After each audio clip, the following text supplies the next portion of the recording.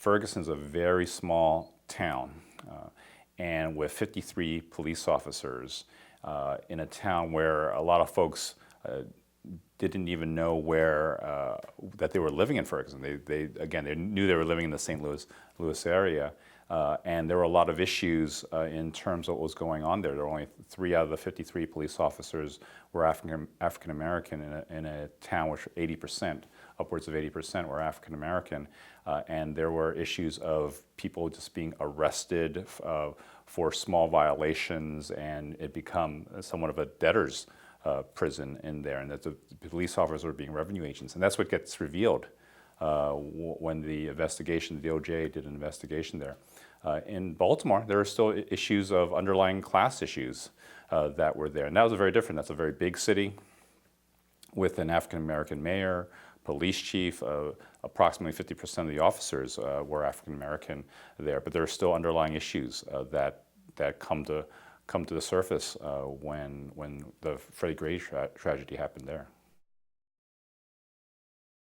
That's where law enforcement certainly has to be prepared, and they certainly do not want to do things that magnify or worsen and exacerbate the situations.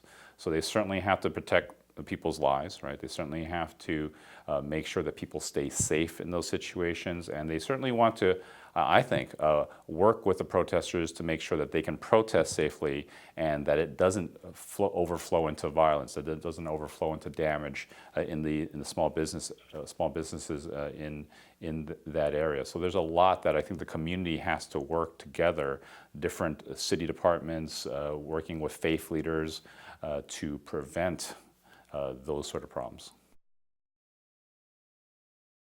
You know, the big difference was social media. I mean, that's what I saw, a huge difference between even Sanford, Florida, with the Trayvon Martin situation, to the Michael Brown tragedy in Ferguson, Missouri.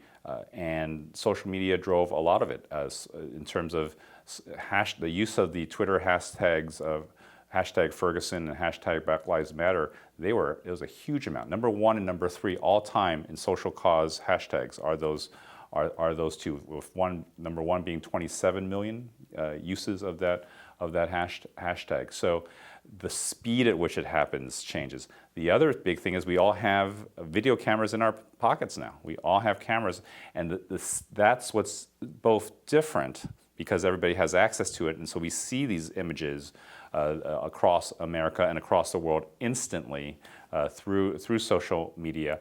But if you go back to the 60s, that was what also caused an uproar too in Birmingham, where the images of people of African Americans being shot with water from fire hoses and attacked by dogs created a national and international controversy. So there's certainly similarities and differences that existed, but certainly the speed is what was shockingly changing.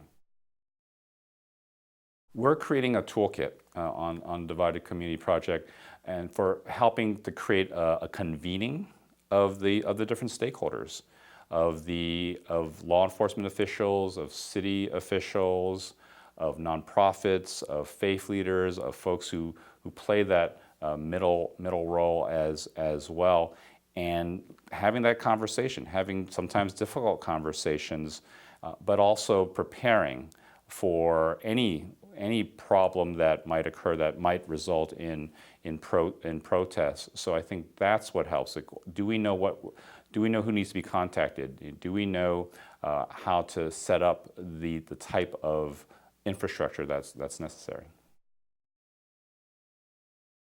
I absolutely think that we need more time focused on understanding each other. That it's easy for the police to scapegoat protesters. It's easy for the protesters to scapegoat police. I think that there are reasonable people on both sides. It's really hard when people are angry for people to understand the other perspective. There's a lot of improvement that I think can happen in situations like this, and if folks were able to listen to each other better, that would really help in these situations. And it's hard. And this could be any divided situations, not just in the Fergusons and the Baltimores, but it could be over a variety of other issues. It could be over socioeconomic issues. We have the Occupy movement. It could be an environmental issue that's tearing apart a community. There's so many things that tear between neighbors, between folks from the same community, and what will allow folks to have resilience, what will help people build trust, what will have them make progress in those situations. I think that's what will make a difference.